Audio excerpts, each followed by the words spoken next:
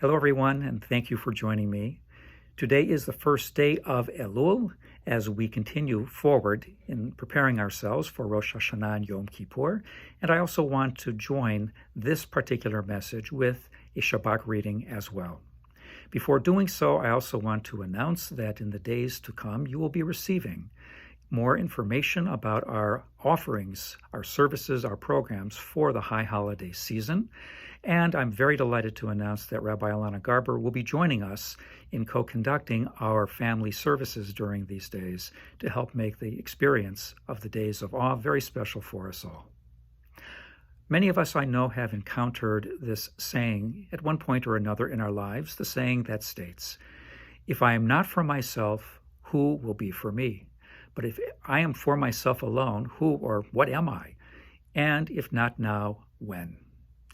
And we might wonder, wouldn't it be nice if there was some kind of a vivid reminder about the importance of this message?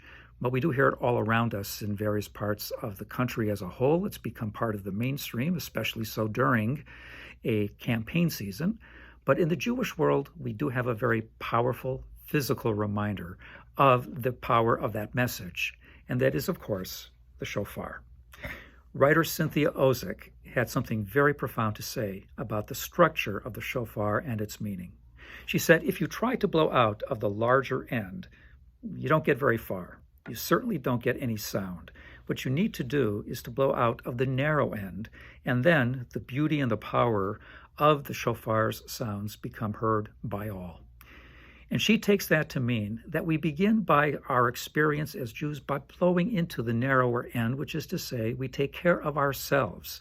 We take care of our community's needs, not because we're chauvinistic, but because we live with shared values and history and needs. And we need a firm foundation in this world of making sure that our community is strong.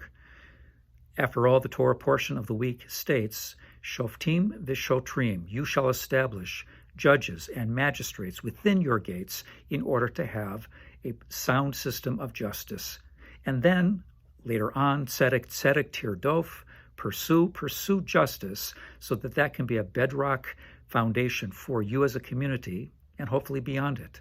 And because our tradition was so concerned about cultivating a passion for justice, it made a little bet, so to speak, that our concern about the well-being of our community would go forth so that we who have been sensitized to the needs that we see all around us will see them elsewhere and join hands and stand shoulder to shoulder for those who hurt and those who are vulnerable and those who have needs. And that is what our history has been all about as well.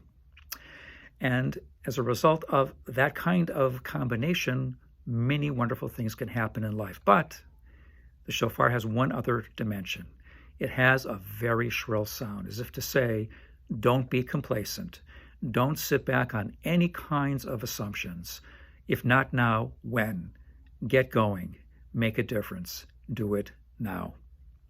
I hope we might keep that in mind as we enter this Shabbat and as we conclude this first day of the month of Elul.